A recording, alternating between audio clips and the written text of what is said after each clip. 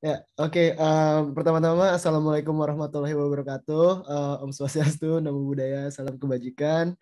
Eh, saya Wira dari PP Belanda, dari bidang riset kajian, dari Departemen Riset dan Kajian PP Belanda yang menaungi riset dan kajian tentang pendidikan dan kebudayaan. Dan kebetulan aku yang akan memandu diskusi hari ini gitu.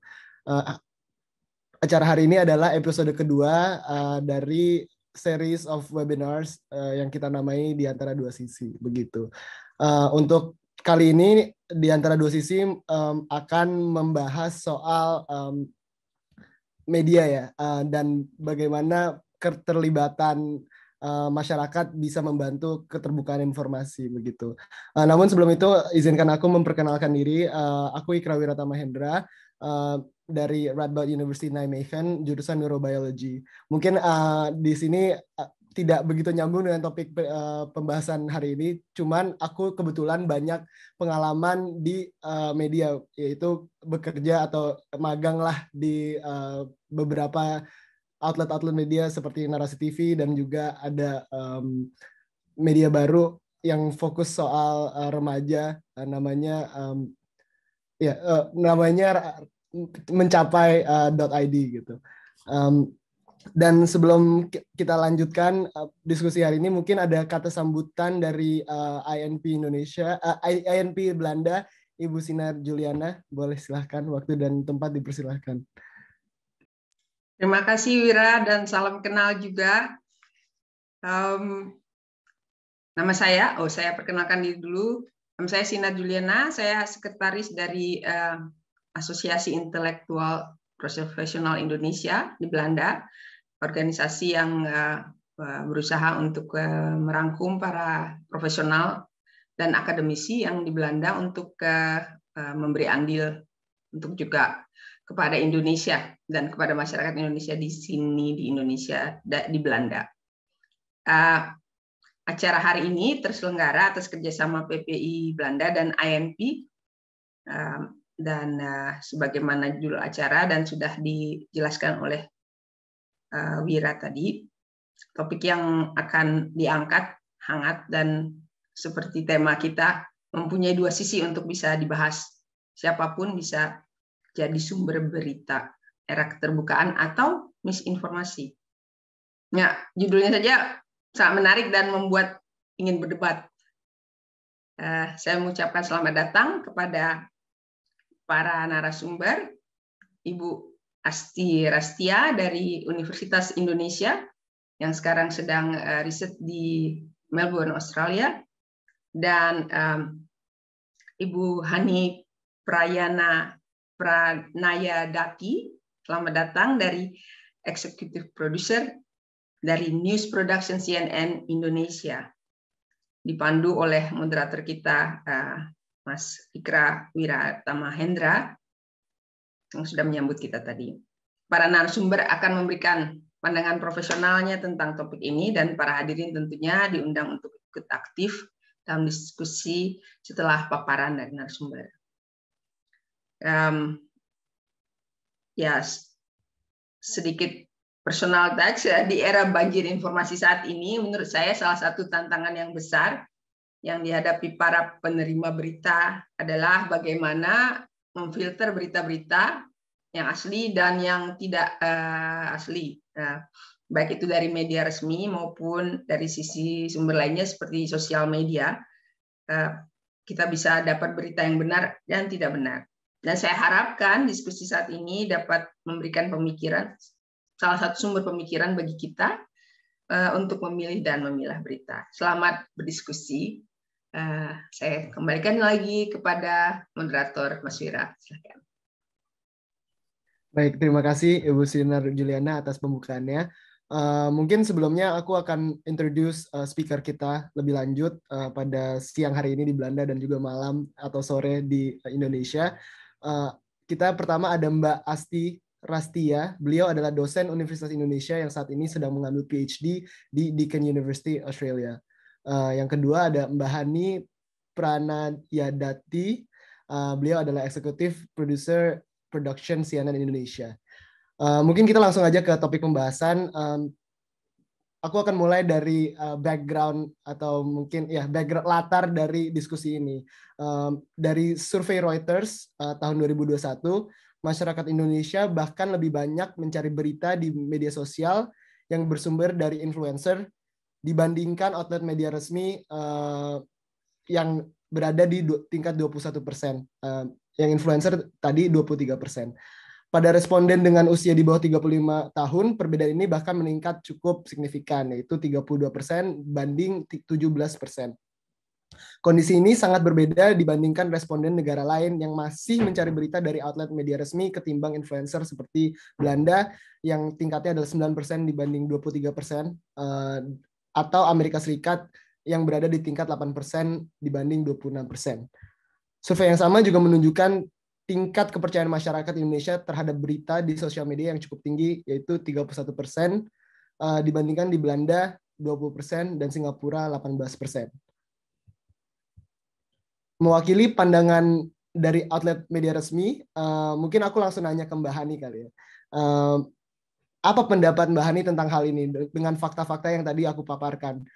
Bagaimana channel berita resmi atau ya yang berbadan hukum lah mungkin melihat pergeseran konsumsi masyarakat gitu.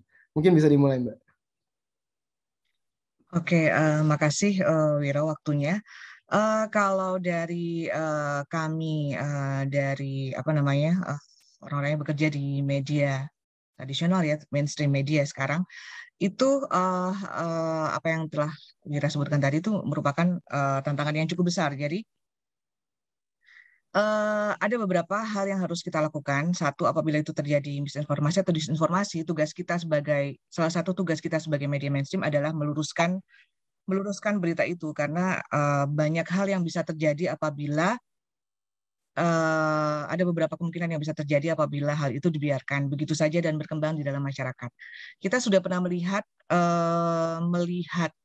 contohnya bagaimana perpecahan di dalam masyarakat kita bisa terjadi itu kalau saya amati sudah dimulai sejak adanya pemilihan presiden 2014, kemudian disusul Pilkada DKI 2017 kalau nggak salah ya, kemudian terakhir pemilihan presiden 2019 terjadi polarisasi akibat beberapa juga disokong oleh adanya misinformasi. Selain itu, tantangan berikutnya adalah selain kita harus meluruskan berita yang beredar, memang kemudian sumber-sumber informasi yang lain yang tersedia adalah bukan hanya sumber-sumber informasi resmi. Artinya masyarakat juga harus kita ajari untuk bagaimana selain kita media harus meluruskan berita yang tidak benar, juga kita media juga harus mengedukasi masyarakat bagaimana untuk memilih dan memilah informasi dan kemudian tidak menyebarkannya begitu saja tanpa mengecek kebenarannya, karena itu biasanya yang sering terjadi kan, pingin paling cepat, kemudian kita langsung ke share gitu aja. Terutama ini yang kalau di Indonesia banyak terjadi di WhatsApp ya. Yang ketiga, kita juga memanfaatkan apa yang diunggah oleh masyarakat di media sosial juga sebagai sumber informasi kita. Jadi kita memanfaatkan itu tentunya dengan menambahnya dengan verifikasi. Jadi bahkan itu termasuk berguna karena apabila misalnya terjadi hal-hal yang besar seperti bencana alam atau kecelakaan atau apa gitu ya, atau nanti mungkin ini yang akan terjadi adalah mudik. Kita bisa mendapatkan informasi lebih cepat dari masyarakat ketika mereka kan, orang Indonesia itu kan senang banget ya posting di media sosial gitu, inilah narsis lah, netizen Indonesia itu narsis. Jadi posting terus suka menjadi yang pertama nge-share dan hal-hal seperti itu. Jadi kita memanfaatkan itu dengan mengambil materi-materi dari media sosial, kemudian tentunya kita harus verifikasi, tidak bisa begitu saja dengan mengunggah. Kalau misalnya di institusi saya, kita punya namanya RACI dan legal. Jadi ketika kita mendapatkan informasi dari media sosial, kemudian kita mau pakai nih, kemudian kita akan milahkannya ke bagian RACI atau legal untuk diverifikasi apakah akunnya itu benar apa tidak, apakah akunnya bisa terpercaya apa tidak, ini akun bagaimana dengan kontennya? Kemudian apakah konten itu benar terjadi?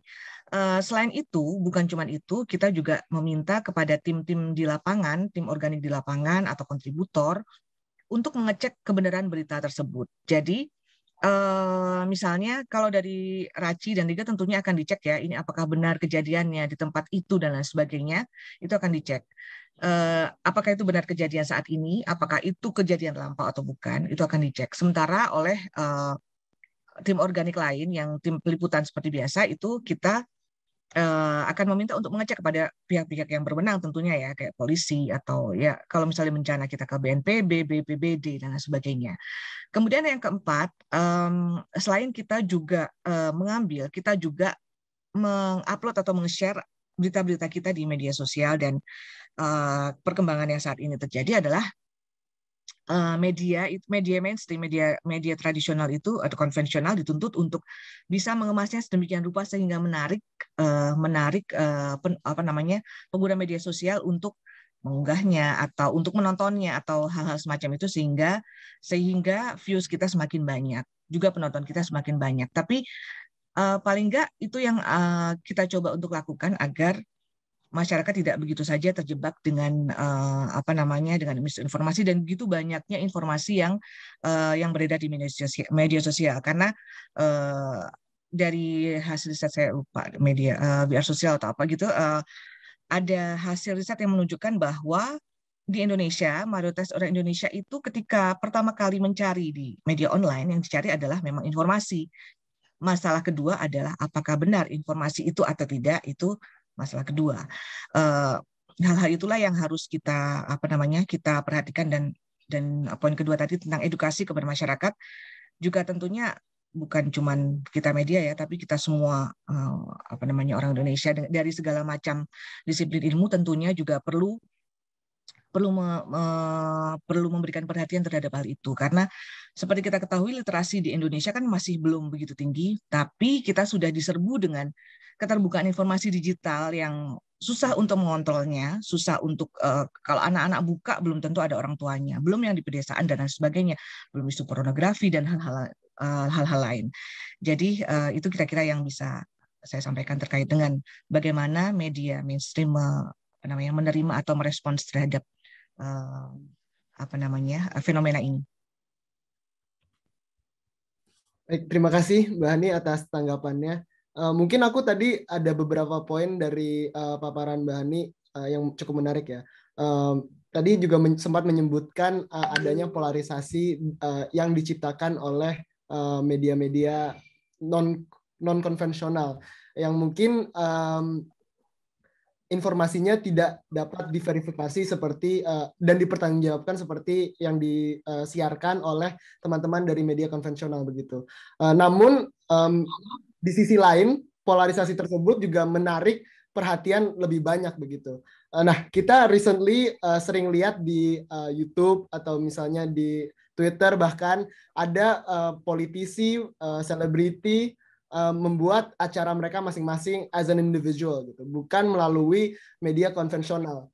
Dan karena mereka tidak mempunyai, bukan tanggung jawab, mungkin obligasi untuk memverifikasi data sebanyak teman-teman media konvensional, akhirnya mereka membuat guncangan atau ketertarikan yang lebih tinggi gitu dibanding berita-berita yang disiarkan oleh media konvensional gitu. Mungkin dari Mbak Hani melihat ini sebagai apa gitu? Apakah sebagai kompetisi atau mungkin just a leeway to spread information dan nanti akan di follow up dari teman-teman media konvensional gitu? Mungkin boleh dijawab, Mbak.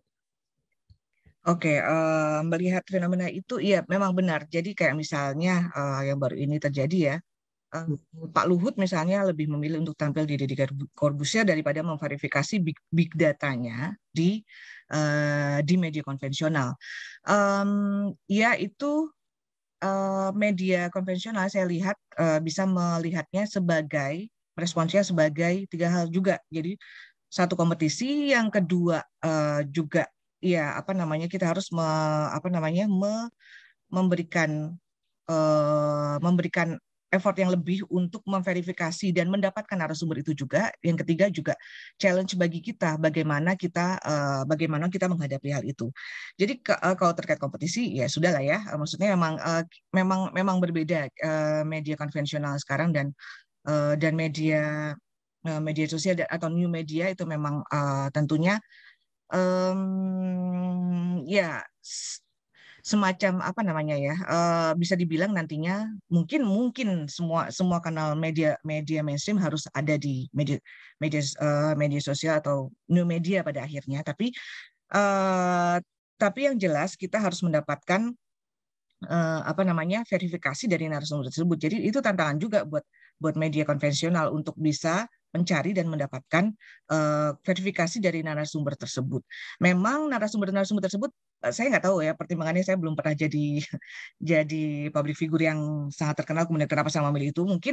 Mungkin dia mendapatkan keuntungan karena dengan banyaknya views, itu kan Deddy Corbuzier itu salah satu dari 5 YouTuber dengan subscriber tertinggi di Indonesia, selain ada pokoknya itu naik turun lah, antara ada Ria Ricis, ada Raffi Ahmad dan Nagita, ada Baim, ada Atta, itu mereka termasuk di antara 10 besar lah, termasuk kalau sekarang masuk channel-channel kayak misalnya Jazz Gaming gitu ya, terus channel-channel lainnya.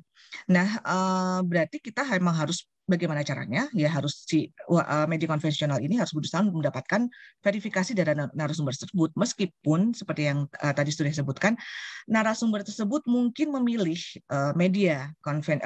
new media tersebut karena tentunya tidak akan sekritis media konvensional. Karena kalau media konvensional pasti yang ditanya bukan sekedar bombastisnya saja. Kalau new media tentunya akan demi viewer, demi views yang banyak, mereka akan lebih menonjolkan sisi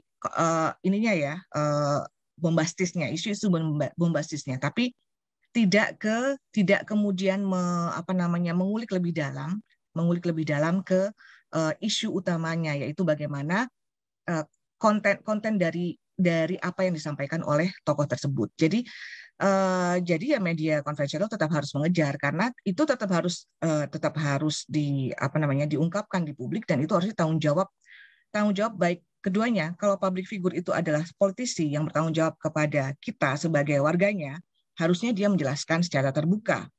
Dan secara terbuka itu tidak bisa dia hanya memilih media sosial saja, karena tidak akan sedalam ketika dia menyampaikannya di media konvensional dan media mainstream, di mana wartawannya atau mungkin anchor-nya akan lebih menanyakan hal-hal yang lebih ke konten dan dan meminta tokoh tersebut untuk lebih menjelaskan. Tapi ya pasti keuntungannya akan lebih menguntungkan di media new media itu tadi, karena mereka tidak akan mendapatkan tantangan yang banyak. Itu langsung aja kan, itu kan satu pihak ya. Kalau di media itu kan satu pihak, paling juga kalau aku nggak tahu ya, aku nggak nonton pas itu tayang pertama kali, apakah terus ada komen-komennya atau gimana, apakah komen-komennya itu diladeni atau tidak, kita tidak tahu. Dan apakah itu kemudian dijawab oleh sang tokoh tersebut dan menjawab pertanyaan pertamanya yang ada di publik, tidak tahu, aku nggak tahu juga. Tapi itu tadi, bahwa pejabat publik ya harus bertanggung jawab pada publik, dan saluran publik yang harusnya bertanggung jawab dan kredibel ya saat ini adalah media konvensional, entah itu baik media konvensional by channel konvensional maupun media konvensional yang kemudian menyiarkannya juga dengan melalui new media. Jadi ya kompetisi, tapi itu tantangan tersendiri juga, dan kita tetap harus memberikan kritik dan masukan ke pejabat publik. Kita sudah menunjuk tanda petik ya, kita nggak menunjuk langsung, tapi presiden kan kita pilih langsung, mereka dipilih presiden yang kita pilih langsung. Jadi mereka harus mempertanggungjawabkan apapun yang mereka perbuat, apapun yang kebijakan mereka, apapun yang mereka sebutkan keluar dari mulut mereka dan diucapkan ke publik, kepada publik juga dengan saluran yang tepat tentunya. Begitu. Mungkin sebelum break sholat maghrib dan berbuka puasa, singkat saja Mbak. Aku tertarik, tadi ada beberapa poin yang Mbak Hani paparkan soal ketertarikan masyarakat Indonesia yang untuk mencari tahu informasi dahulu dan lalu baru melihat apakah informasi tersebut bisa diverifikasi atau tidak gitu. Nah, aku juga lihat mungkin kalau kita lihat di media sphere-nya di US gitu, ada term namanya post-truth society gitu, bahwa teman-teman masyarakat sudah tidak peduli lagi apakah berita tersebut benar atau salah. Mereka hanya peduli bahwa ada berita yang mungkin masuk atau mereka sukai, masuk dengan ideologi mereka segala macam begitu. Menurut Mbak Hani, kedepannya mungkin di Indonesia apakah akan seperti ini, dan maka dari itu media konvensional yang perannya adalah verifikasi dan kredibilitas itu no longer bukan tidak lagi penting, tapi tidak lagi diminatkan mungkin oleh konsumennya gitu. Mungkin singkat aja Mbak tanggapan soal hal tersebut. Terima kasih. Oke, iya memang ya menarik. Waktu diskusi pertama sama Arya, aku juga sebutkan juga pas pre-interview itu, gimana kalau kadang-kadang orang menerima apa yang ada di media sosial itu sesuai dengan apa yang dia ingin terima. Jadi beberapa ada, aku nggak tahu ini mungkin dari sisi psikologis sudah ada mungkin ya kajiannya mungkin ya, bahwa orang-orang tuh cenderung untuk menerima apa yang sudah dipercaya. Jadi yang sesuai sama nilai-nilainya. Jadi misalnya, tapi ya itu bahayanya adalah ketika apa yang mereka percaya kemudian lama-lama dipercaya menjadi sebuah kebenaran. Seperti contohnya ya itu tadi, 1 ditambah 3 itu harusnya 4, tapi ketika dibilang 1 tambah 3 adalah 3, kemudian disebutkan 1 tambah 3 sama dengan 3 disebutkan terus-menerus, akhirnya kemudian menjadi kebenaran kan, bahwa 1 tambah 3 itu sama dengan 3, padahal itu salah. Jadi ya tetap kalau kita di media konvensional, apa yang harus kita lakukan adalah ya tetap menggiring itu ya ke benar gitu. Jadi ada beberapa tugas yang ini ya kita harus lakukan di sebagai media kan. Kita sebagai kontrol, sebagai pilar keempat dari yudikat, dari selain yudikatif, eksekutif dan legislatif, kita harus mengingatkan mereka, tapi juga selain itu kita juga harus mengingatkan masyarakat sendiri, publik juga. Di sisi lain kita pun juga diingatkan dan dikontrol. Jadi tidak begitu saja kita berbuat sesuka hati. Memang di sisi lain ada isu lain, kayak misalnya ada media-media yang berpihak. Ya, memang itu isu lainnya. Tapi secara idealis media seharusnya ya memberikan edukasi bagaimana agar masyarakat itu tidak begitu saja menerima informasi yang tersebar dan langsung menyebarkannya. Jadi kita mendukung apa yang dilakukan pemerintah. Kalau selama ini yang ada itu Kominfo, biasanya itu dia punya website, dia punya di websitenya itu ada hoax, kemudian ada penjelasannya hoaxnya di mana, ini berita apa gitu. Kemudian yang sebenarnya itu di mana. Dan begitu pula kayak media-media konvensional, kita juga kadang mendapatkan, jadi berita kita itu dipikir hoax juga. Kita harus menjelaskannya lagi bahwa ini nih hoax loh. Tapi jadi masyarakat tuh harus beneran mengecek apa yang beredar. Jadi kita tidak boleh begitu saja membiarkan kemudian apa yang diterima itu informasi-informasi yang diterima tapi salah itu kemudian kita biarkan begitu saja diterima dan ditelan mentah-mentah oleh masyarakat. Karena itu contohnya selain pemilu tuh ada lagi, kalau yang baru-baru ini tuh vaksin misalnya ya, bagaimana kemudian sampai sekarang saya rasa juga saya nggak tahu ya, kalau punya saudara-saudara di Indonesia mungkin bisa dicek, pasti ada yang di sekitar kita yang tidak mau booster dengan segala alasan, kemudian dengan mengumumkan di Mandalika aja nggak perlu booster gitu kan. Sementara kemudian bilang lah, Mandalika tuh berapa ratus ribu dibandingkan orang yang akan mudik nanti sekian juta gitu ya, sekian juta. Jadi counter seperti itu, dan bagaimana mengedukasi masyarakat agar scientific base. Jadi kita itu mengedukasi mereka, dan tantangannya lebih berat. Masalahnya orang Indonesia itu literasinya belum begitu tinggi, tapi kalau misalnya Amerika sendiri aja yang tinggal literasinya harusnya lebih tinggi daripada orang Indonesia saja, juga bisa terbelah dan bisa memakan hoax pada saat kampanye Trump waktu itu ya. Itu kan juga lumayan juga di sana, dan sepertinya kalau nggak salah ada korelasinya atau ada studinya antara orang yang pemilih Trump dengan mereka yang anti vaksin, anti masker itu ada korelasinya. Jadi di Indonesia apakah ada korelasinya apabila tertentu dengan mereka yang anti booster, anti vaksin pada awalnya dengan segala macam alasan. Nah, itu tadi makanya tetap tugas kami sebagai media konvensional ya harus double. Kita harus mengedukasi masyarakat yang literasinya belum cukup. Mereka belum biasa membaca buku, biasa biasa ini ya, baca buku kemudian memahami dulu apa yang ada di dalam tulisan, baik itu nanti ditulisan di smartphone maupun di buku atau apapun, kemudian sebelum menyebarkannya. Jadi tantangan kita di negara berkembang ini, ya kita ada juga yang sudah mengkategorikan kita sebagai developed countries ya, tapi ya anggaplah kita masih negara berkembang. Tantangan kita itu double karena kita belum landasan kita terkait literasi belum begitu kuat. Kita sudah diserbu dengan informasi yang beredar di dunia maya. Begitu. Baik, Mbak. Sorry, aku potong sedikit. Mungkin kita sebelumnya harus break salat maghrib dulu dan berbuka puasa. Setelah break nanti kita akan lanjut mungkin diskusi yang tadi Mbak Hani sampaikan karena menarik banget bahwa teman konsumen juga ada biasnya yang mereka ingin mengetahui sesuatu dan mereka hanya ingin mendengar hal-hal yang mereka ingin dengar yang sesuai dengan hati mereka segala macam, dan juga tingkat literasi Indonesia yang masih rendah. Maka dari itu peran media konvensional di sini masih sangat tinggi untuk mempersuasi mereka agar masih peduli tentang kebenaran atau kredibilitas dari kebenaran tersebut. Terima kasih. Mungkin kita break dulu 15 menit, nanti akan kita panggil kembali. Selamat berbuka semuanya. Terima kasih. Mungkin kita lanjutkan. Sudah kembali, oke. Buka puasanya lancar Mbak Hani di Indonesia? Alhamdulillah lancar. Oke. Mungkin kita sambil menunggu teman-teman yang balik dulu. Oke. Sudah ada di sini semuanya.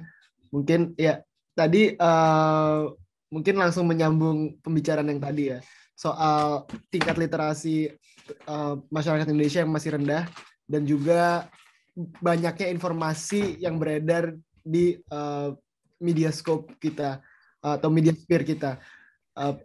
Aku mau membawa pembahasan ini ke citizen journalism-nya gitu, ke sisi citizen journalism-nya. Mungkin kita banyak tahu sekarang di media sosial banyak sumber berita bukan lagi dari reporter media konvensional, tapi dari masyarakat langsung yang mereport di media sosial begitu. Mungkin kalau dari media konvensional, karena Mbak Hani juga praktisi yang mungkin sudah cukup berpengalaman, bisa dijelaskan Mbak bagaimana proses dan kriteria untuk menentukan konten apa yang langsung datang dari masyarakat yang dapat diberitakan gitu. Mungkin juga bisa sedikit menyenggol soal pers atau kode etik jurnalisme, maaf begitu. Boleh Mbak Hani langsung.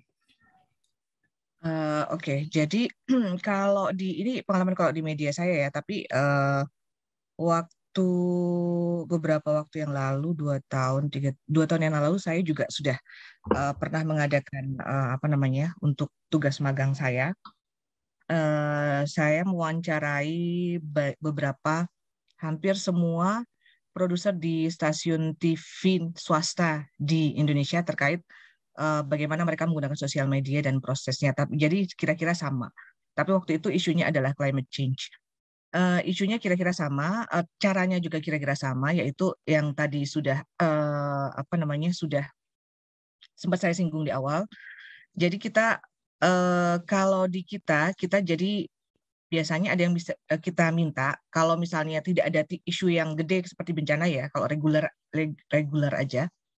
Itu biasanya kita minta ke teman-teman di PIC media sosial untuk menyiapkan sekian item, pilihan sekian item, kemudian yang beredar di media sosial saat itu misalnya berdasarkan trending atau berdasarkan tagar, kemudian kita pilih beberapa.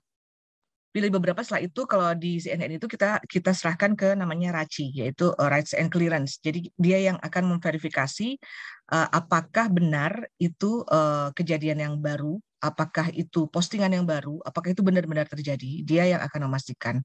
Jadi dia ada caranya sendirilah kalau di teman-teman RACI ya. Kemudian dikirimkan ke kita dan boleh kita olah sebagai tayangan yang naik. Tapi itu tidak bisa begitu saja naik kalau di CNN ya, tidak bisa begitu saja naik. Jadi biasanya kita ada lagi namanya filter lainnya namanya RAW. Jadi RAW itu akan melihat naskah kita, kemudian akan melihat apakah ini sudah cover both sides, apakah ini sudah kira-kira informasi ini sudah benar atau tidak. Jadi kalau memang itu isu yang agak sensitif, maka belum tentu itu akan di-approve oleh RAW meskipun gambar itu lolos RACI. Kita istilahnya itu lolos RACI.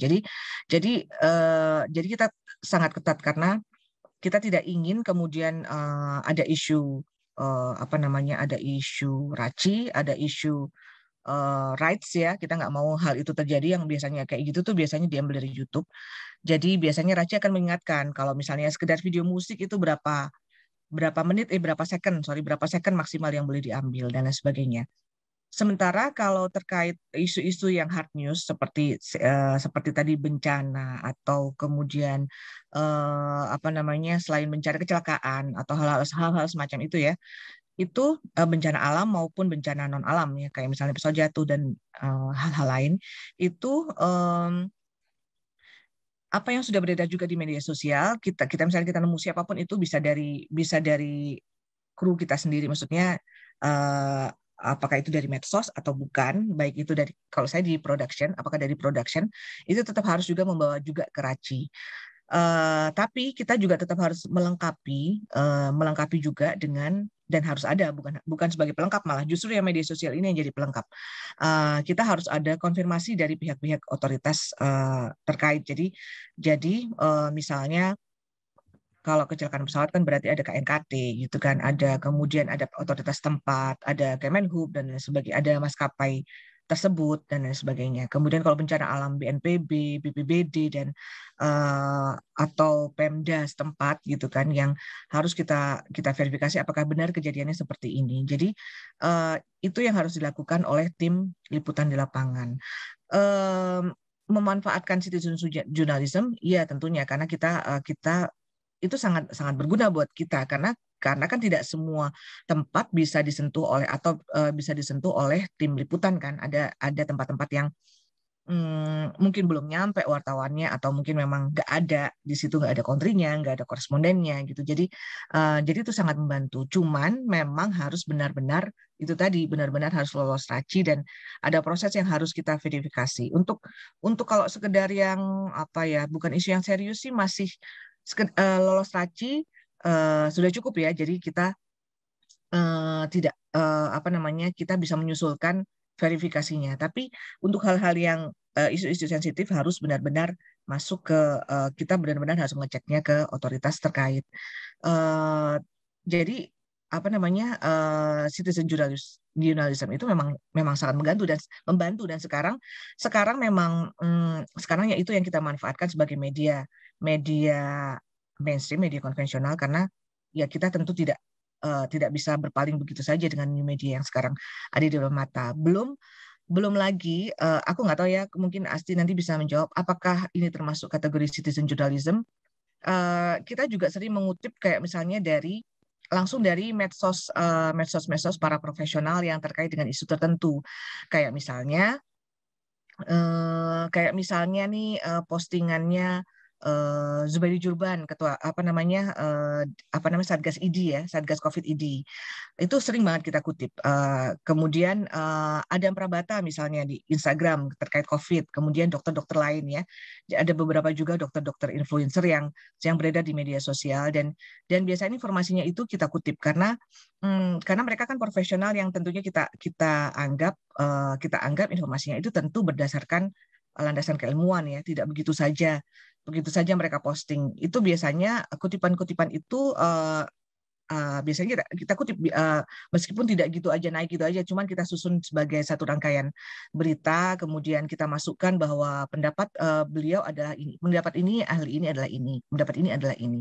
Jadi juga institusi-institusi yang juga rajin bermedia sosial, kayak misalnya biasanya tuh apa ya, Kemenhub, BNPB, BMKG kalau ada gempa itu juga itu informasi yang paling cepat kita ambil. Selain websitenya, karena kadang-kadang kayak misalnya terjadi gempa itu tidak begitu saja kita bisa mengambilnya ya, karena kita nggak bisa langsung kontak si orang BMKG misalnya, karena dia kan pasti akan sibuk berkoordinasi dengan BNPB atau otoritas yang lainnya. Jadi itu yang pertama kali kita naik kalau terkait dengan isu-isu yang ada di media sosial. Tapi kalau itu tadi, kalau dari kepakaran, aku nggak tahu apakah itu bisa disebut citizen journalism atau tidak.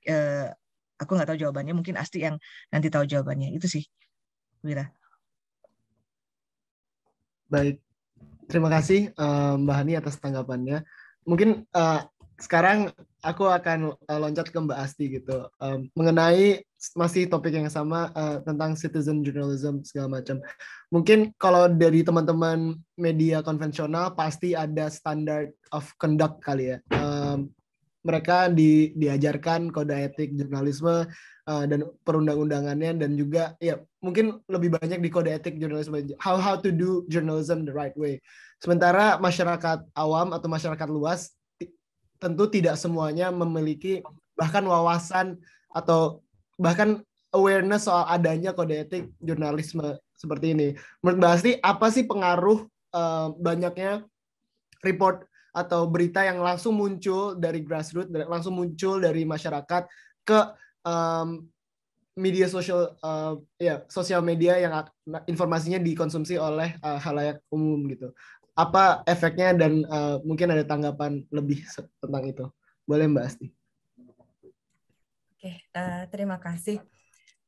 Sebelumnya jurnalisme warga itu kan sebenarnya bisa dilakukan secara mandiri ya. Maksudnya si jurnalisme warga itu membuat konten berita lalu menyebarkannya sendiri. Tapi ada juga jurnalisme warga yang bisa dilakukan secara kolaborasi, bersinergi dengan profesional jurnalis atau media mainstream. Nah, kalau saya sendiri, penelitian saya sebenarnya lebih fokus ke yang kedua ini, yang sinergi. Kenapa? Karena pertama, mungkin karena concern saya adalah di desentralisasi dan demokratisasi informasi, terutama konteksnya untuk televisi, karena saya dulu juga mantan jurnalis televisi, di mana televisi Indonesia itu sangat sering dikritik karena sangat Jakarta-sentrik. Nah, dengan citizen journalism ini bisa membuat konten berita yang ditayangkan di televisi itu lebih beragam karena mereka mendapatkan berita dari berbagai daerah. Terus tapi kemudian dari studi literatur yang saya lakukan, juga kemudian dari temuan saya, penelitian saya, hal yang juga sangat menarik dan menurut saya penting terkait dengan disinformasi, hoax, dan sebagainya ini adalah bagaimana sinergi antara citizen jurnalis dengan mainstream media ini mengurangi, meminimalisir hoax tadi. Jadi gini, warga ini kan sebenarnya citizen journalist ini sendiri beragam ya, meskipun secara definisi memang ada yang mendefinisikan jurnalisme warga ini dilakukan oleh ordinary people atau average people. Tapi ada juga yang mengatakan sebagai non-profesional. Saya sendiri sebenarnya mendefinisikan ordinary people itu kan harus dibedah lagi ya, karena average people atau ordinary people ini juga ada orang-orang yang benar-benar nggak ngerti apa-apa, nggak tahu apa-apa soal jurnalisme, tapi ada orang-orang yang bisa karena kuliah misalnya, studi jurnal, dia ngambil kuliahnya di jurusan atau program studi jurnalisme, atau mantan-mantan jurnalis seperti saya gitu kan. Saya pernah jadi jurnalis kurang lebih selama 10 tahun. Saya tahu apa ilmunya, kode etiknya, keterampilannya. Tapi saya sudah bukan menjadi seorang jurnalis dalam artian saya tidak bekerja lagi di media. Tapi ketika saya membuat sebuah konten, karena saya punya pengetahuan itu, tentu mengikuti etika itu. Nah, itu juga yang terjadi pada saat penelitian saya di kasus NetCJ. Mungkin teman-teman pernah dengar NetCJ. Dulu ada di stasiun TV Net, dia ada program NetCJ, Net Citizen Journalist. Saya melakukan penelitian tahun 2017, bagaimana di situ kolaborasi antara tim dari Net dengan Citizen Journalist ini ada transfer of knowledge dan skill, di mana orang-orang yang katakanlah sekarang kita berbicara dengan orang tentang warga yang benar-benar nggak tahu apa-apa ya soal jurnalisme, yang nggak ngerti apa-apa, bahkan bikin video berita pun mereka nggak tahu teknisnya. Jadi dulu ngambil gambar ya asal aja gitu kan. Kemudian setelah bergabung jadi citizen journalist, di situ mereka ada proses belajar. Oh kayak gini toh yang namanya bikin berita, ada cover both side, yang namanya milih narasumber itu nggak sembarangan, nggak cuma asal pilih. Tapi ada kriteria-kriteria tertentu bagaimana menentukan narasumber, termasuk gambar. Jadi ada partisipan saya, dia seorang YouTuber. Dia mengatakan bagaimana bedanya dia sebagai seorang YouTuber dulu sebelum menjadi seorang citizen journalist, lalu kemudian menjadi seorang citizen journalist, dan sekarang dia terus mengembangkan channel YouTube-nya. Itu ada perbedaan. Misalnya dia bilang soal gambar. Kalau dulu misalnya dia kalau dapat momen atau apa ya asal ngambil gambar, dan pernah ada gambar dia yang akhirnya sama YouTube di apa istilahnya ya, di take down ya. Nah, dia tuh nggak ngerti kenapa gambar saya nggak boleh gitu kan. Tapi setelah dia jadi citizen journalist, setelah dia belajar, oh ternyata itu nggak etis. Ketika menayangkan misalnya kan ada kecelakaan, ada korbannya di situ, lalu diambil gambar secara full, maksudnya tubuhnya di situ, ada darah dan sebagainya dia ambil. Tapi setelah jadi citizen journalist, dia tahu etikanya, gambar apa yang boleh, gambar apa yang tidak boleh, layak dan tidak layak. Jadi di situ ya, titik poinnya adalah ada transfer of knowledge dan skill. Nah, dari proses itulah akhirnya bisa meminimalisir, saya tidak mau mengatakan meniadakan sama sekali ya, karena potensi itu memang, resiko itu tetap ada, tapi sangat bisa diminimalisir. Termasuk ketika di project PhD saya sekarang, kan saya lanjut soal citizen journalist, saya bertanya pada para partisipan saya, di era new media ini, di mana siapapun bisa membuat konten berita dan menyiarkannya melalui sosial media, termasuk misalnya salah satunya dari YouTube, Facebook, dan sebagainya, apakah menurutmu masih penting dirimu untuk menyampaikan kontenmu melalui televisi? Jadi ini orang-orang citizen journalist, partisipan saya adalah citizen journalist yang dulu berpartisipasi dalam praktik jurnalisme warga di televisi. Bagi mereka iya. Kenapa? Satu, impact. Mereka merasa impact-nya beda pada saat mereka hanya menayangkan lewat YouTube dengan kemudian ditayangkan di media mainstream. Karena beberapa kejadian dari yang pengalaman mereka, impact pada saat sudah ditayangkan di televisi itu lebih berdampak. Misalnya nih, mereka memberitakan tentang jalan rusak, jembatan rusak, atau fasilitas-fasilitas lain yang kurang layak, terbengkalai, atau ada misalnya partisipan saya mengatakan bahwa di daerah saya tuh nggak ada tempat untuk latihan atlet. Lalu dia bercerita tentang itu, bagaimana atlet-atlet di daerahnya tidak punya tempat untuk latihan. Setelah ditayangkan di televisi, pemerintah daerah setempat lalu menyediakan tempat untuk latihan. Terus selain impact lebih didengar adalah yang dia rasakan penting juga, kenapa kolaborasi dengan mainstream media itu menurut dia sangat penting, adalah trustworthiness itu gitu. Semua orang bisa membuat konten berita dan menayangkannya lewat sosial media, tapi tidak semua orang bisa kontennya dia itu kemudian ditayangkan oleh televisi. Kenapa? Karena televisi tentu tadi sudah diceritakan oleh Mbak Hani yang tidak perlu saya ceritakan lebih lanjut, ada proses verifikasi. Artinya ketika berita dia, seorang citizen jurnalis membuat sebuah konten berita dan konten berita itu ditayangkan oleh televisi, itu sudah melalui proses tersendiri yang akhirnya ada kebanggaan buat dia bahwa berita yang dia sampaikan itu memang terpercaya. Nah, proses keterpercayaannya inilah yang belum tentu didapatkan jika dia hanya menyampaikan lewat sosial media. Gitu. Kurang lebih. Oh ya, baik lagi yang ingin saya tegaskan di sini, tidak semua orang yang memposting konten di sosial media, maka dia dikatakan sebagai citizen journalist ya. Karena pada dasarnya jurnalisme warga itu memang definisinya tidak ada definisi satu single definition ya. Tapi kalau saya ambil dari berbagai definisi itu sebenarnya ada benang merah. Misalnya ada sejumlah scholar itu yang menitik beratkan pada prosesnya, dalam artian bahwa jurnalisme warga ini adalah sebuah kondisi di mana orang-orang biasa, ordinary people atau non-profesional melakukan pekerjaan-pekerjaan jurnalistik atau news reporting. Ada juga yang mendefinisikannya sebagai konten-konten berita yang dibuat oleh non-profesional. Tapi apakah itu mau dilihat dari prosesnya tadi, pekerjaan jurnalistik atau ke produknya, konten berita, itu ada benang merah ya. Sama-sama ada jurnalismenya di situ, jurnalistiknya di situ. Artinya ada fakta yang disampaikan, ada verifikasi yang disampaikan, apa yang dilakukan. Jadi bukan cuma sekedar saya misalnya melihat orang bertengkar, saya ambil gambar, lalu saya posting, lalu saya berikan deskripsi berdasarkan asumsi saya. Itu bukan jurnalisme warga gitu loh. Tapi pada saat dia melihat sebuah peristiwa, dia mencari tahu itu ada apa, kenapa, siapa yang melakukan. Minimal basic 5W1H ada, maka dia sudah melakukan proses jurnalisme itu kan, dan ada melakukan verifikasi. Jadi tidak semua konten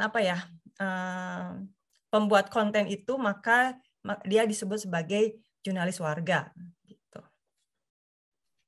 Baik. Menjawab ya penjelasan saya.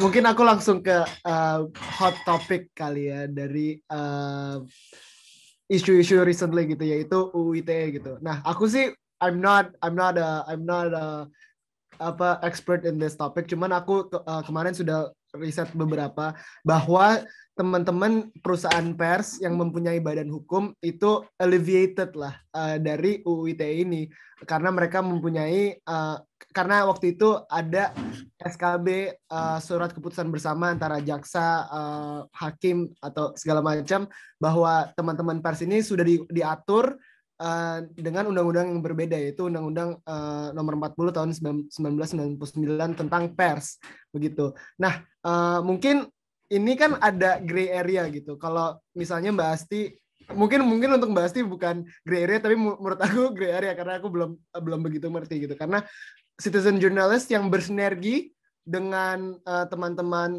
media konvensional, apakah mereka termasuk dilindungi oleh undang-undang pers, atau mereka ya biasa aja gitu, mereka dianggap sebagai pengguna media sosial atau pengguna ITE tersebut gitu, yang biasa seperti masyarakat luar gitu. Menurut Mbak Asti bagaimana? Itulah kan gini, di penelitian PhD saya itu salah satu yang saya investigasi atau saya gali adalah challenges-nya ya. Kan bagaimana praktik jurnalisme warga ini bisa sustainable. Karena saat ini kan tidak ada lagi stasiun televisi yang menayangkan praktik atau melakukan praktik jurnalisme warga secara reguler.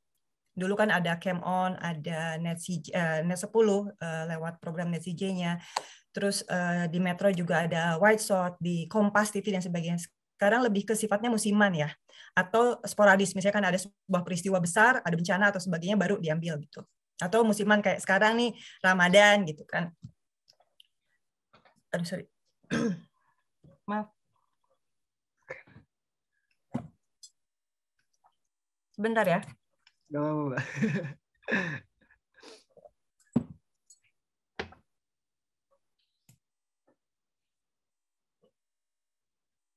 Gitu ya. Sorry, maaf. Tadi bisa diulang pertanyaan terakhir mau aku langsung blank. Iya, aku mungkin aku recap sedikit aja ya. Iya, artinya teman-teman yang media konvensional yang merupakan perusahaan pers memiliki badan hukum itu alleviated. Oke, itu. Ya, sorry tadi aku. Ya, jadi baik yang saya ambil data yang saya ambil dari jurnalis warga maupun dari para jurnalis, kan saya mewawancari kedua belah pihak nih, baik para jurnalis warga maupun para profesional jurnalis yang dulu terlibat dalam mengelola jurnalis warga. Nah, salah satu tantangan yang mereka hadapi adalah soal ini, legalitas. Si jurnalis warga ini kan, maksud saya kalau jurnalis melakukan saat melakukan tugasnya sebagai jurnalis itu ada payung hukumnya ya, ada pelindungan hukumnya. Bahkan ketika misalnya berita dia ada tuntutan, misalnya ada pihak narasumber atau ada pihak-pihak tertentu yang merasa dirugikan oleh berita itu, ada mekanisme tertentu lewat Dewan Pers, bahkan yang bertanggung jawab itu tidak hanya si jurnalis yang membuatnya, tapi institusi ya Mbak Hani ya. Bahkan dulu misalnya yang maju itu adalah Pemretnya gitu. Jadi jelas prosedurnya, jelas payung hukumnya, jelas pelindungan hukumnya. Nah, jurnalis warga inilah yang belum jelas di Indonesia. Payung hukumnya, status legalitasnya dia itu yang memang akhirnya ada membuat hesitate ya, kesungkanan, keraguan-raguan, baik itu dari sisi jurnalis maupun si profesional jurnalis. Karena profesional jurnalis juga karena belum jelas ini statusnya apa, payung hukumnya gimana. Misalnya nih, dia mau nge-request liputan ke suatu tempat gitu ya, karena ada bencana alam. Kalau ada apa-apa sama si jurnalis warga ini dalam saat proses liputan, siapa yang bertanggung jawab? Itu kan yang membuat bingung juga si media ya. Karena maksudnya gini, kalau kontributor misalnya, itu kan setidaknya ada kontraknya, ada kertas hitam di atas putihnya. Bahkan ada bisa jadi ada asuransi yang ditanggung oleh media televisi. Jadi kalau ada apa-apa, jelas tuh kalau kontributor itu siapa yang bertanggung jawab gitu kan, atas keselamatannya dia, in case misalnya dia celaka, atau misalnya oleh narasumbernya misalnya dia ditampar, dipukul, itu kan bisa jadi terjadi, atau dia karena di bencana alam, dia malah terseret banjir misalnya. Nah, si jurnalis warga ini, siapa yang mau bertanggung jawab, itu juga yang membuat para profesional jurnalis ini sulit untuk melangkah lebih untuk terus mengembangkan jurnalisme warga ini ya. Begitupun dari sisi jurnalis warganya, dia pun jadinya milih-milih liputan. Bukannya dia tidak mau, bukannya dia tidak bisa sebenarnya dalam artian secara skill ya. Tapi ada batasan-batasannya yang membuat, nah kalau saya misal liputan ke sana, nanti kalau misalnya ada apa-apa dengan saya gimana? Gitu. Atau bahkan yang paling simpel aja. Misalnya saya ke kantor polisi gitu ya, mau konfirmasi sebuah, katakanlah ada penggerebekan atau ada perkara tertentu, pasti kan saya ditanya, Anda dari mana, Anda siapa, Anda dari mana. Nah itu kan juga nggak ada legalitasnya ya, saya ini siapa gitu loh. Itu memang salah satu isu yang menjadi tantangan, challenge-nya untuk praktik jurnalisme warga di Indonesia.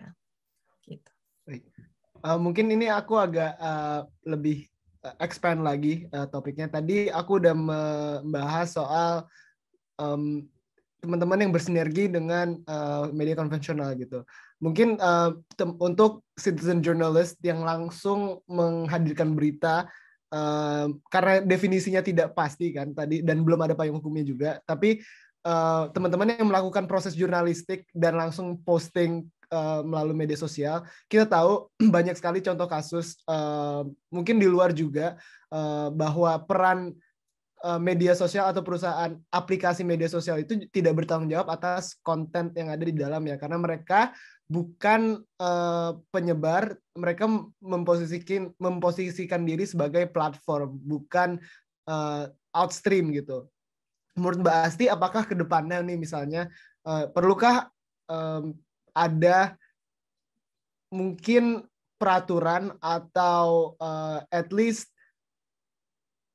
penyuluhan lah mungkin untuk aplikasi-aplikasi media sosial ini untuk mengarah lebih menjadi stream of sebagai streamnya, bukan hanya sebagai platform doang, untuk menjaga kebenaran yang bisa diverifikasi atau kredibilitas. Dan mulai saat ini kita mulai banyak ya, kalau kita scrolling di Instagram, kita bisa report bahwa this is not true, atau misalnya ada nudity, misinformation segala macam, etc. Dan mereka sudah melakukan content moderation gitu. Menurut Mbak Asti, apakah ini harus tetap diadakan dan bahkan dikodifikasi di dalam hukum kita, atau bagaimana? Kalau ada diperlukan regulasi, menurut saya sih perlu ya. Karena bagaimanapun ibarat berlalu lintas gitu, berkendara, kita tetap diperlukan rambu-rambu lalu lintas gitu kan. Bahkan pada saat kita di perempatan jalan ya, perlu ada lampu merah, lampu hijau gitu kan. Rambu-rambu itu tetap diperlukan. Meskipun tentu ada sampai to some extent ya, dalam artian ya kebebasan orang untuk berpendapat, kebebasan orang untuk berekspresi, kebebasan orang untuk berkarya juga tetap ini ya. Sebenarnya nggak, kurang lebih agak mirip-mirip saja seperti televisi ya. Maksud saya pada dasarnya kan televisi juga dia pers itu kebebasannya kan dijamin ya sesungguhnya gitu hakikatnya. Dia menyampaikan berita, menyampaikan fakta, meskipun itu mengkritik pemerintah sekalipun, ya nggak masalah gitu, karena memang disitulah salah satu fungsinya media kan dalam demokrasi dan kontrol pemerintah. Menurut saya rambu-rambu itu penting siapa, dan itu adalah menurut saya tanggung jawab semua pihak ya, nggak cuman yang si platformnya itu sendiri, tapi juga kitanya gitu loh. Kitanya dalam artian yang membuat konten, menggunakan konten, menyebarkan konten. Semua orang, kita nggak bisa cuman ini tanggung jawabnya si A, ini cuma tanggung jawab si B, enggak. Sebenarnya salah satu kenapa saya juga misalnya ingin mendalami jurnalisme warga ini, karena ini kan salah satu produk dari digital era ini ya, di mana partisipasi warga ini adalah sesuatu yang tidak terhindarkan. Sekarang eranya kolaborasi dan media konvensional juga harus beradaptasi dengan kondisi ini, dengan disrupsi dan sebagainya. Cuman kayak gimana sih adaptasinya, kayak gimana sih kolaborasinya, itu kan yang perlu ditentukan ya, dirancang, dan itu harus berdasarkan data gitu loh. Itu yang mudah-mudahan gitu loh, riset saya bisa bermanfaat, karena ya jurnalisme warga, bahkan nih ada salah satu partisipan saya yang dari jurnalis itu mengatakan jurnalis warga itu adalah harta karun. Dari sejak awal saya memegang jurnalisme warga, dia megang dari tahun 2014 kalau nggak salah. 2013 sampai 2012 sampai 2014. Dia menemukan bagaimana jurnalis warga ini adalah harta karun. Apalagi untuk di era digital ini ya gitu. Cuman gini, bagaimana profesional jurnalis menempatkan jurnalis warga itu sendiri beda-beda. Mungkin Mbak Hani juga bisa bercerita soal ini. Itu sangat tergantung bagaimana perspektif mereka, cara pandang mereka terhadap jurnalis warga. Dan mereka tahu bahwa sebagai media mainstream, sebagai jurnalis konvensional jurnalis di media konvensional, mereka harus beradaptasi. Tapi tidak semua jurnal yang saya temukan ya dari penelitian saya ini, tidak semua jurnalis profesional ini tahu bagaimana caranya untuk beradaptasi, termasuk bagaimana menempatkan dan berkolaborasi dengan para jurnalis warga ini. Gitu. Baik. Mungkin aku akan meminta tanggapannya Mbak Hani setelah ini. Terima kasih Mbak Asti atas jawabannya. Tadi sudah disebutkan oleh Mbak Asti bahwa citizen journalist ada yang berpendapat bahwa ini adalah harta karun gitu. Mungkin dari pihak media konvensional, bagaimana teman-teman media konvensional melihat harta karun ini gitu. Dan bisakah media konvensional menjadi perlindung quote unquote untuk teman-teman citizen journalist ini karena mereka dijamin kebebasannya gitu. Mungkin ada tanggapan lebih lanjut Mbak Hari. Oke, iya, makasih Asti. Aku jadi tahu beberapa hal dari dari penelitiannya Asti ya.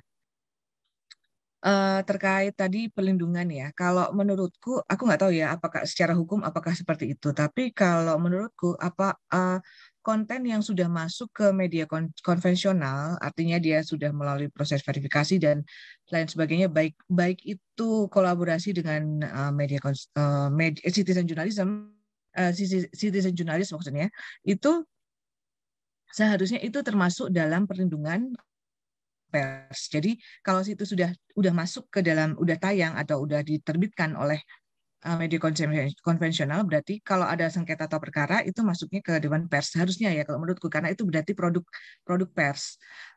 Kalau memang concern tentang concern dari ASI ketika siapa yang melindungi dan sebagainya, Iya, memang itu bisa menjadi concern tersendiri.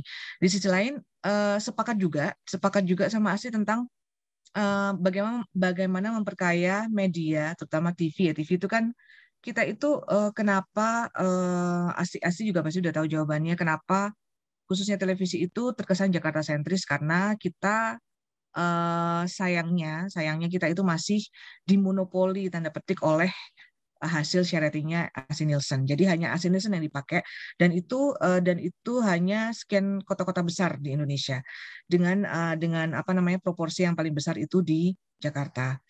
Tapi nanti ketika kita sudah digital, ini kan akhir April ini beberapa kota sudah mulai full digital ya.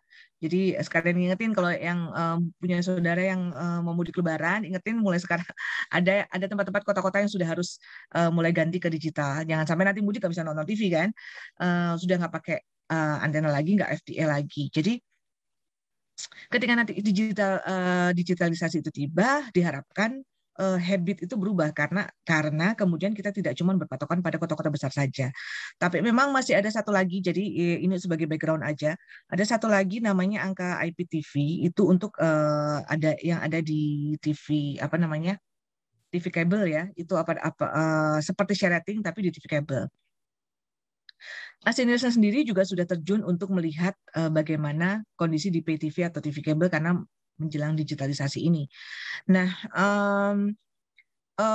apa namanya, kita harapkan dengan itu maka kita tidak lagi terpaku sama Jakarta sentris atau kota-kota besar sentris, dan ya Indonesia kan harusnya semuanya ya. Setuju sama Asti. Bahkan kendala-kendala yang ada di media konvensional itu ketika terkait dengan pemberitaan di daerah itu tidak semuanya bisa tercover.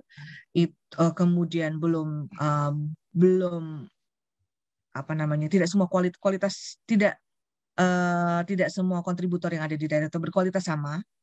Ada yang tidak sama, ada mungkin yang juga punya kepentingan yang lain gitu ya, yang belum tentu terstandar.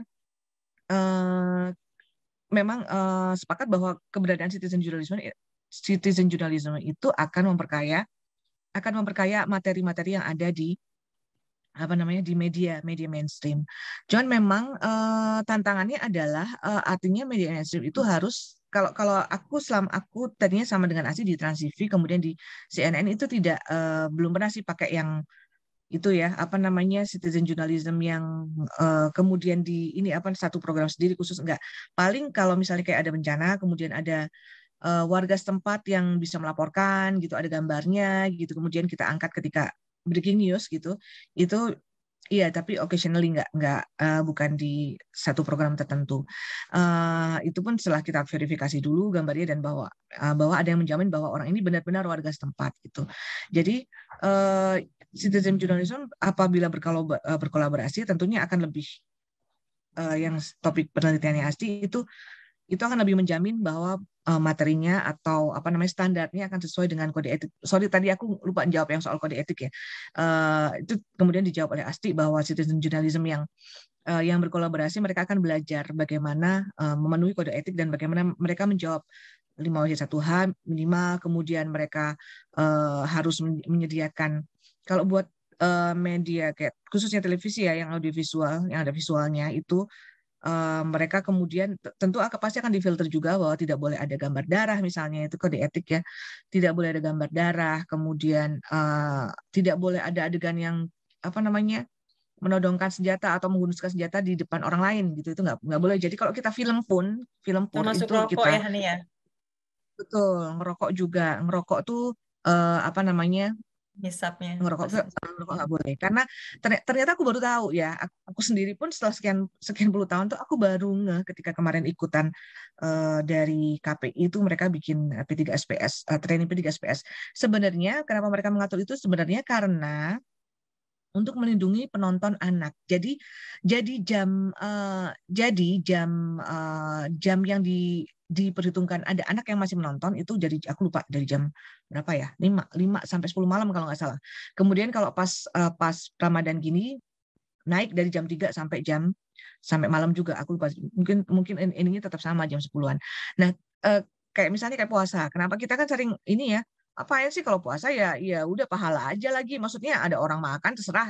Ternyata maksudnya mereka yang sebenarnya harusnya disosialisasikan, mereka mengarah ke penonton anak. Jadi mereka berusaha melindungi anak nih ceritanya. Ceritanya mereka tuh tujuannya melindungi anak agar tidak ngiler. Misalnya kalau ada orang makan kan, kalau puasa itu kita nggak boleh di TV itu nggak boleh adegan nyuap gitu, itu nggak boleh di jam-jam sebelum buka, itu nggak boleh. Jadi kita kalau di kantor tuh sibuk ngeditin situ, nggak boleh nih, nggak boleh masuk nih gambar nyuap gitu. Kalau gambar yang ngiler-ngiler kayak di iklan yang SS yang bikin ngiler itu oke lah, tapi kalau yang sampai menyuap itu nggak boleh. Nah itu sebenarnya biar anak-anak belajar berpuasa untuk yang berpuasa gitu ya. Jadi ternyata itu alasannya gitu. Kemudian juga soal rokok itu sebenarnya harusnya itu juga sama, biar anak-anak tidak meniru dan kemudian menganggap merokok itu keren dan sebagainya. Seharusnya itu harusnya kayak larangan rokok itu tidak cuman itu terutama untuk yang program di taping harusnya ya, yang direkam sebelumnya. Tapi kalau misalnya lagi demo gitu-gitu kan yang live, ada orang live terus belakangnya rokok, itu agak susah ya di apa namanya, agak susah ya itu kan kejadian yang saat itu terjadi. Harusnya itu ya sudah, mau gimana lagi, itu kejadian yang ada tempat. Tapi diusahakan ya kalau yang di lapangan diusir lah itu yang rokok biar nggak kelihatan. Kembali lagi ke isu citizen journalism. Tantangannya adalah ketika untuk isu citizen journalism ini berarti artinya si media tersebut, salut buat media-media sudah melakukannya kayak Net sama Metro mungkin ya, aku lupa ya, kayaknya Metro ya udah ini ya Trans7 juga pernah. Trans7 ya. Nah, itu salut buat mereka karena itu kan harus effort ya, artinya membina dan berkolaborasi itu berarti si medianya juga harus effort untuk menjaga atau mengedukasi bagaimana si citizen jurnalis ini bisa melakukan hal yang jadi standar sesuai dengan kaidah jurnalistik. Itu berarti tidak semua media aku pikir punya kemauan dan resource, karena itu kan berarti kan mereka harus mengeluarkan resource sendiri untuk melatih dan lain sebagainya kan, harus ada kemauan juga. Dan di CNN sama Trans TV aja aku belum pernah itu menemui seperti itu. Makanya selalu buat media-media yang benar-benar mau meluangkan waktunya untuk berkolaborasi dengan citizen journalism. Kemudian tadi ada isu juga tentang platform ya, Wira ya. Tentang platform ya, setuju kalau platform itu seharusnya setuju juga dengan Asti, harusnya memang ada regulasi karena ya gitu ya. Tapi memang nggak gampang karena platform itu apalagi kayak platform yang nggak ada yang headquarter-nya bukan di Indonesia gitu ya, kayak Facebook gitu segala macam, yang media-media sosial sekarang ini kan nggak ada di Indonesia. Itu tapi mereka seharusnya tetap bertanggung jawab. Mereka harus bertanggung jawab terhadap apa yang ada di platform mereka, meskipun ya ada dari mereka yang ada filter tersendiri lah ya, kalau misalnya ada di report, kalau misalnya ada nudity atau ada violence dan sebagainya. Cuman ada hal juga yang gimana menuntut pertanggungjawabannya ya, kayak misalnya buka YouTube deh, kita misalnya searching tentang anti vaksin gitu misalnya ya. Ketika kita play kita kayak on yang next-nya itu automatic play on gitu kan, yang next-nya itu akan keluar tuh semua yang anti vaksin misalnya ya, semua video-video tentang itu. Jadi di situ tuh kayak ketika ada isu radikal makin radikal lagi dengan isi-isi yang makin serem-serem lagi gitu kan, atau misalnya teroris terus isu teroris atau isu apalah. Aku waktu itu tuh pernah penelitianku tentang climate change, kemudian gimana anti science-nya climate change itu ya, terus keluar tuh semuanya di rekomendasinya itu, jadi keluar semua. Itu bagaimana pertanggungjawabannya. Tapi di sisi lain ya memang harus diatur, kayak Amerika kan juga sudah minta pertanggungjawabannya Facebook kan setelah kasusnya Trump kan. Jadi memang ya mereka sudah mereka sudah menjadi bagian publik, mereka juga harus bertanggung jawab kepada publik, dan nggak bisa begitu saja lolos. Cuman masalahnya kan ini kan lintas negara ya, di dunia maya itu kan sangat sangat luas.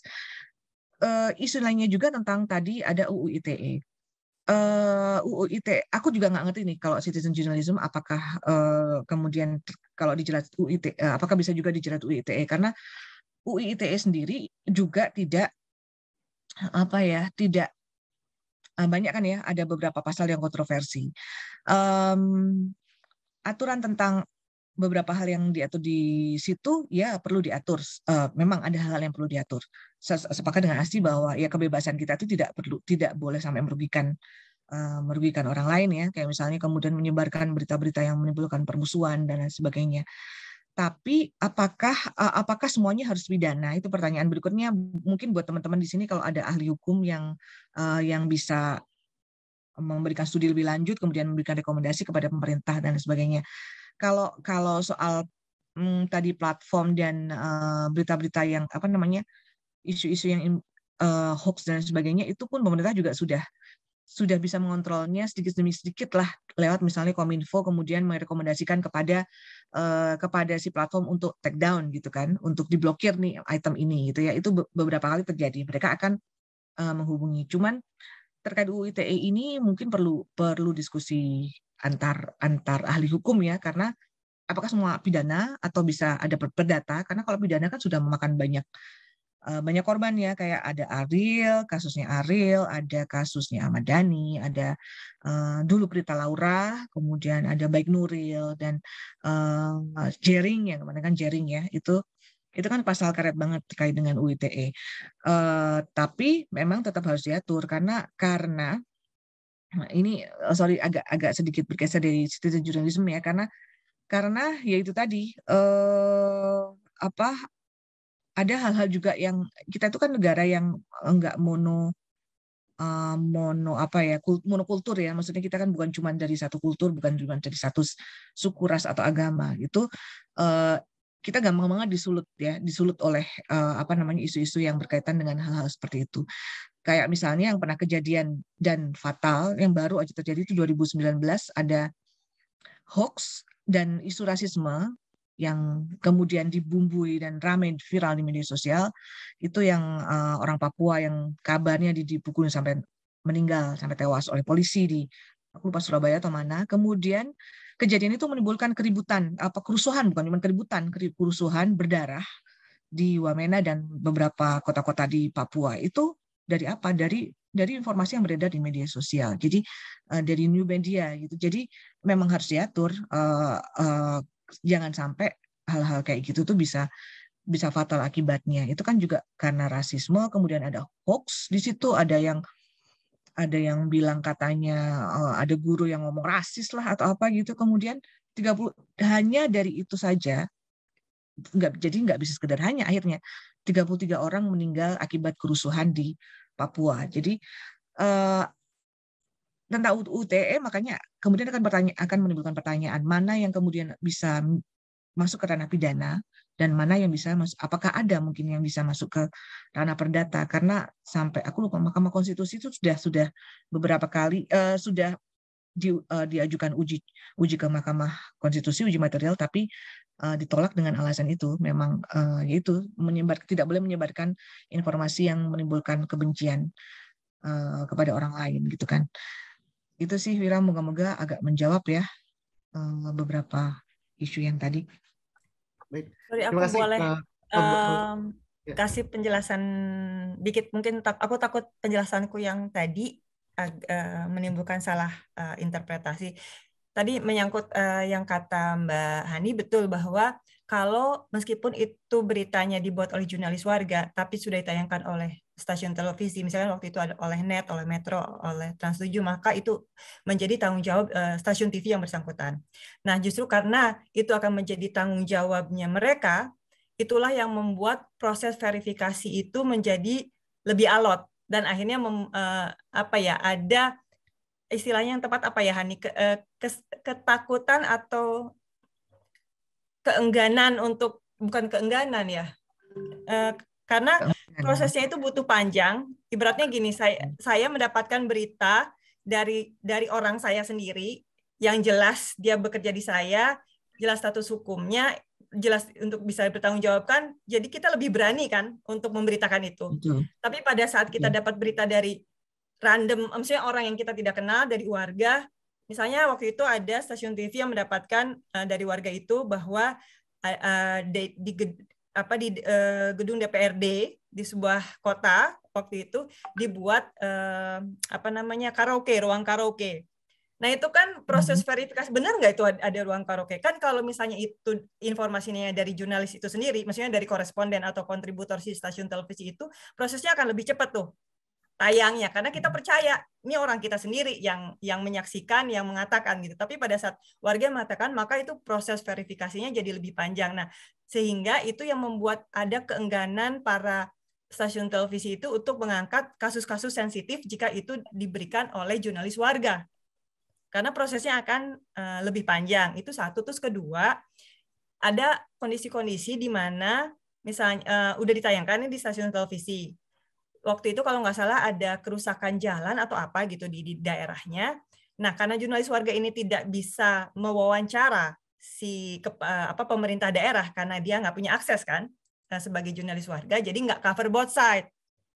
Sementara memang si stasiun TV, oke, ini menayangkannya dari sisi jurnalis warga aja gitu, maksudnya oh ini ada jalan rusak gini nih.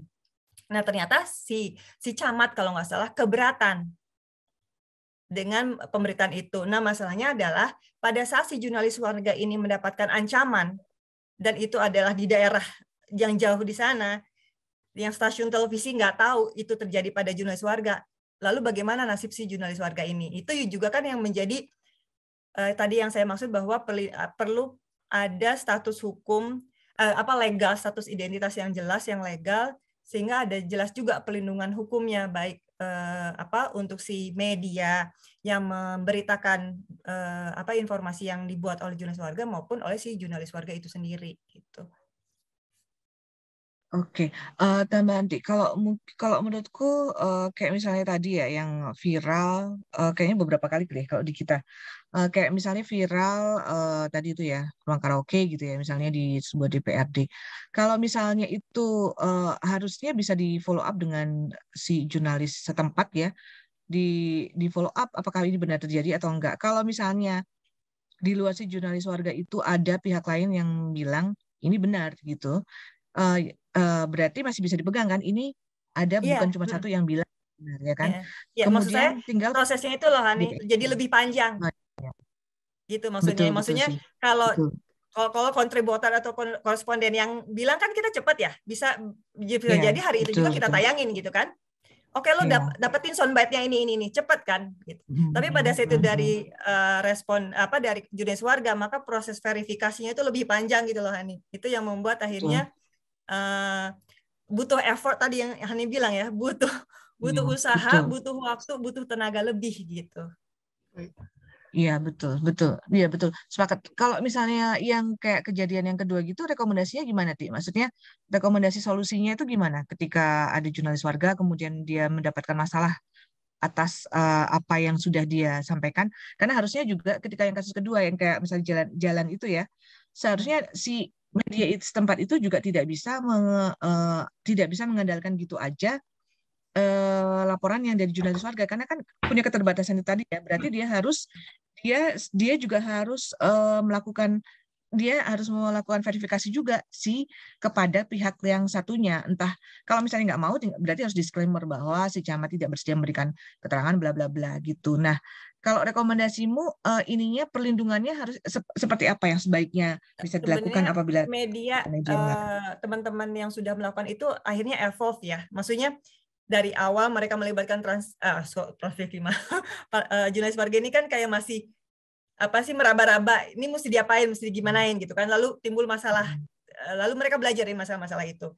Misalnya salah satu yang diatasinya adalah mereka akhirnya entah korespondennya mewawancara si pemerintah setempat atau ada dari presenter di studio itu phoner dengan pemerintah setempat untuk cover both side-nya. Jadi itu berkembang ya Hani, cuman ini kan aku menceritakan dari proses yang awal-awal ini kita cuma melihat dari sisi jurnalis warganya aja gitu kan. Jadi silakan jurnalis warga melaporkan apa yang terjadi di daerahnya. Jadi ya mereka bikin liputan, ini jembatan di di saya rusak dan sebagainya gitu kan. Lalu terjadi berkembang kan. Oh iya ya, kita butuh berarti cover both side-nya bisa dilakukan dengan cara ini. Jadi jurnalis pun akhirnya belajar ya dari pengalaman dia berkolaborasi dengan jurnalis warga ini, bagaimana treatment kerjasama sinergi yang lebih baik gitu. Baik, terima kasih Mbak Asti dan Mbak Hani atas jawaban dan diskusinya yang makin menarik. Mungkin aku sekarang buka waktu untuk Q&A dulu sebentar. Mungkin ada satu pertanyaan atau dua yang bisa ditanyakan ke narasumber.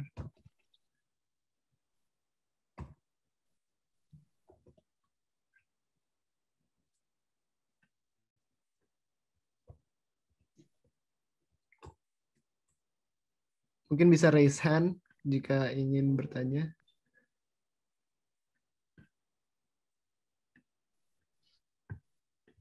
Baik, kalau mungkin tidak ada pertanyaan sepertinya mungkin aku langsung conclude aja karena juga waktunya sudah menunjukkan pukul 2 dan sudah agak overtime. Jadi mungkin aku conclude aja diskusi kita pada siang hari ini di Belanda dan ada yang bertanya ya? Oh, ada. Oh, oke, ada Mas Diko. Iya. Boleh. Saya tertarik dengan tadi diskusinya antara Mbak Asti sama Mbak Hani. Yang sebenarnya yang jadi penasaran saya itu dari sisi visibility citizen journalism ini sendiri gitu loh. Jadi kan tadi kan sudah dibahas kalau misalkan kita pengen media itu pengen melatih mengedukasi citizen journalism, itu kan berarti dia harus ada extra effort. Selain extra verifikasi, mungkin juga mereka harus mengeluarkan resources untuk ngasih untuk ngebina citizen journalism ini, dan padahal dan itu kan membutuhkan dana, membutuhkan effort dan segala macam gitu loh. Maksudnya apa sih sebenarnya visible nggak sih kalau misalkan media-media di Indonesia itu untuk bisa menerapkan ini gitu loh, menerapkan citizen journalism ini untuk bisa mengedukasi mereka sehingga berita yang terproduksi itu istilahnya lebih seperti yang tadi Mbak Asti bilang gitu, mungkin lebih kepada Mbak Asti gitu ya, karena saya sendiri melihatnya itu teorinya konsep yang bagus gitu, menarik gitu, dan saya malah curious gitu dengan mungkin beberapa media yang sudah melakukan itu, maksudnya dari sisi resources, baik itu dari sisi pendanaan atau dari sisi ekstra lain-lain gitu, kenapa mereka harus lebih mengeluarkan itu, dan kenapa juga mereka harus menggunakan citizen journalism padahal mereka pun punya jurnalisme di mana-mana gitu di seluruh Indonesia. Mungkin itu menjadi salah satu yang saya jadi tertarik gitu loh. Apakah benar-benar visible untuk bisa diterapkan atau enggak gitu di Indonesia dari sisi kebijakan. Mungkin itu sih pertanyaan dari saya. Baik, kalau dari data yang sorry. Kamu Mbak langsung dijawab aja maksudnya. Sebenarnya ini makasih. Dengan siapa tadi? Oh, saya Diko, Mbak. Diko, ya ini pertanyaan menarik, dan ini juga memang salah satu isu yang muncul ya di penelitian saya soal operasional inilah terkait pendanaan dan sebagainya, cost ya. Jadi ini pun ada dua suara yang berbeda, dalam artian gini. Meskipun sebagian besar jurnalis yang saya wawancara yang pernah mengelola jurnalisme warga ini mengatakan bahwa menggunakan jurnalis warga ini cost production-nya jauh lebih rendah dibandingkan dengan profesional jurnalis. Kenapa? Ya, karena mereka bisa mendapatkan konten-konten berita dari berbagai daerah yang kalau itu dilakukan oleh jurnalis sendiri, tim katakanlah dari Jakarta dikirim gitu ya, tim, atau misalnya dia menempatkan koresponden di berbagai daerah, karena ada biaya tidak langsung yang biasanya tidak dihitung, gaji, asuransi, dan sebagainya. Kalau dia karyawan tetap, itu kan cost-nya jauh lebih mahal. Atau apalagi kalau mengirim tim dari Jakarta, biaya transportasi, akomodasi, uang saku, dan sebagainya, itu mahal. Tapi tadi juga ada biaya yang biasanya sering luput, dianggap dalam artian bahwa jurnalis itu harus mentrain para jurnalis warga. itu pun sebenarnya biaya produksi dari sisi stasiun TV-nya. Itu yang juga sering kali luput dari perhitungan, dalam artian karena ada kritik-kritik di mana kalau stasiun TV atau mainstream media menggunakan jurnalis warga ini adalah eksploitasi ketika mereka tidak memberikan kompensasi kepada jurnalis warga ini. Jadi ini masih, saya sendiri belum di titik ini ya, karena saya masih pengumpulan data, belum ke proses interpretasi. Jadi saya belum bisa menyimpulkan dalam satu argumen saya ya setelah melalui interpretasi ini. Tapi dari data-data yang saya kumpulkan sih kayak gitu ya. Maksudnya sebenarnya ini bisa dari sisi biaya produksi bisa jauh lebih hemat sesungguhnya. Tapi juga ada biaya-biaya produksi yang orang seringkali luput tidak menghitung itu. Bahwa untuk mengedukasi jurnalis warga ini itu butuh waktu, butuh proses yang memakan biaya juga. Meskipun kesannya mereka itu tidak memberikan reward yang katakanlah layak kepada jurnalis warga sebagai kompensasi atas konten-konten berita yang dikirimkan oleh jurnalis warga yang kemudian ditayangkan oleh televisi. Gitu. Tapi sebenarnya itu visible sesungguhnya ya.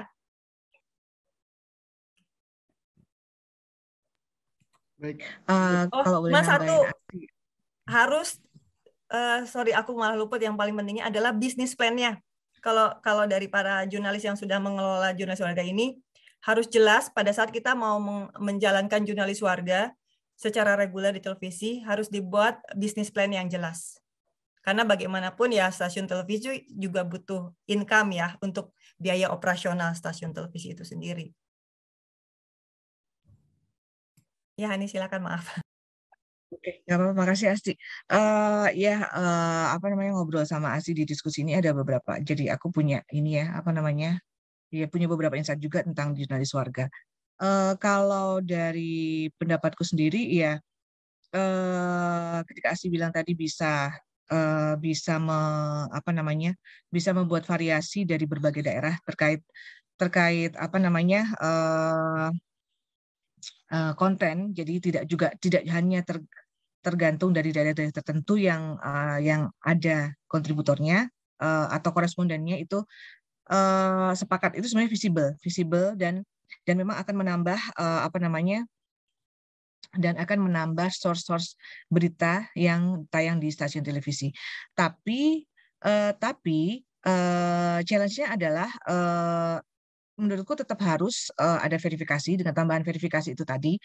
Kemudian dari wartawan atau jurnalis-jurnalis yang ditugaskan di situ atau entah mungkin dari pusat kayak misalnya dengan Foner ataupun cara verifikasi yang lain atau verifikasi dengan wartawan yang dari sini dengan Zoom misalnya dengan pejabat-pejabat yang harus diverifikasi misalnya karena jurnalis warga tidak bisa menembusnya kayak misalnya tadi DPRD-nya atau misalnya tadi siapa tuh namanya camatnya gitu ya karena jurnalis warga tidak bisa menembusnya.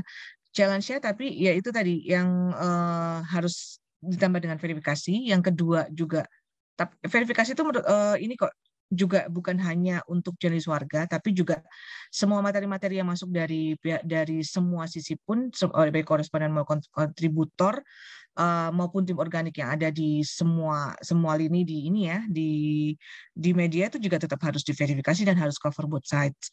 Jadi yang kedua juga effort untuk mengedukasi si jurnalis warga itu berarti artinya si media tersebut harus mau setuju dengan cost produksi yang lebih rendah, tapi itu tadi jangan sampai terjebak menjadi karena gratis nih kemudian jadi dipersabis-habisan si jurnalis warga ini. Kalau menurutku ya, kalau aku nggak tahu ya, kalau saya sekarang aku nggak tahu apakah si jurnalis warga itu bisa diminta untuk liputan sesuatu hal yang lain gitu ya. Tapi ya kalau yang selama ini aku tahu jurnalis warga itu ya apa yang memang dia bersedia untuk meliput kemudian mengirimkannya, yaitu yang bisa kita terima. Tapi kalau untuk meminta jurnalis warga itu aku pikir kalau secara profesional seharusnya materi-materi yang kalau diminta itu ya, kalau diminta berarti harusnya harusnya ada kompensasinya semestinya ya, tapi apa namanya, karena dia sudah berusaha untuk sampai ke lokasi itu misalnya, belum kalau resikonya. Jadi visible kelebihannya ada, tapi yaitu ada tantangan-tantangan yang harus benar-benar dipikirkan gimana memastikan bahwa apa yang dihasilkan oleh jurnalis warga itu layak tayang, kemudian sesuai dengan kaidah jurnalistik, kemudian juga mencegah bagaimana untuk jangan sampai kita juga mengeksploitasi karena itu tadi, karena nggak dibayar ya. Karena sebenarnya pun kalau misalnya gambar yang dikirim itu ada juga ada bisa berbagai macam sih, ada kita bisa dapat gratis, bisa juga yang selain wartawan ya, kalau kontributor kan dibayar per berita. Ada juga yang pihak lain juga yang minta bayaran, dan biasanya kita untuk hal-hal yang eksklusif juga akan ada biayanya. Nah, kalau jurnalis warga, ya itu tadi berarti kita harus menjamin bahwa jangan sampai kita juga mengeksploitasi karena terus mereka enggak bukan tim yang dibayar setiap saat rutin gitu ya, ada kontraknya, kemudian kita bisa memanfaatkannya begitu aja sih. Sebenarnya kalau yang di Trans 7 sama di Net tuh dibayar, Hani. Mereka tuh dapat mirip kayak kontributor. Mereka dapat honor per tayangan. Oh iya, harusnya seperti itu. Jadi tetap ada ini ya, kompensasi. Cuman dari sisi nominal sebenarnya seringkali nombok. Maksudnya ya pengeluaran yang dikeluarkan oleh jurnalis warga itu sometimes tuh justru lebih tinggi dari honor yang dia dapatkan gitu. Tapi dia banyaknya dari mereka happy aja karena memang motivasi utama mereka memang bukan untuk uang, untuk mendapatkan uang ya. Jadi lebih kecil dari kontributor ya, mereka dapatnya ya per bulan. Oke. Ya mungkin mereka ada motivasi lain ya, maksudnya kayak mereka seneng itu emang passion mereka seneng, kemudian ada di TV gitu-gitu, ada ada motivasi lain juga sih. Mostly karena ingin sharing informasi, ingin menyampaikan concern mereka di daerah, ingin menyampaikan suara di daerah, termasuk ingin menyampaikan bahwa di daerah saya ada ini loh, di daerah saya ada ini loh. Jadi ada needs di daerah ini untuk bahwa di daerah saya juga ada hal-hal yang nggak cuma di Jakarta loh itu, nggak cuma di Jawa loh itu ada kebutuhan itu di daerah. Betul. Baik, terima kasih. Semoga menjawab Mas Diko. Langsung dijawab oleh dua narasumber yang ada pada siang hari ini di Belanda. Mungkin sekian saja diskusi kita pada siang hari ini. Kalau aku bisa conclude, kita mungkin dari diskusi ini bisa mengangkat bahwa citizen journalism is a very important and also valuable thing. Tapi banyak masalah yang mereka hadapi, both legally, yang tadi Mbak Asti bilang belum ada payung hukumnya, dan juga verifikasi dari masyarakat yang langsung menyebarluaskan informasi atau berita yang mereka lihat secara langsung begitu. Dan itu juga mereka belum punya proteksi hukumnya karena masih ada di gray area bahwa media sosial masih bertindak sebagai platform dan bukan stream of information segala macam tadi yang disampaikan oleh Mbak Hani. Dan kita dua-duanya setuju, Mbak Hani dan Mbak Asti setuju bahwa masih dibutuhkan rambu-rambu at least atau mungkin petunjuk di media scope atau media sphere kita begitu. Mungkin kita sudahi saja diskusi kita dengan foto bersama. Mungkin Mas Arya atau Mas Diko bisa bantu untuk foto bersama.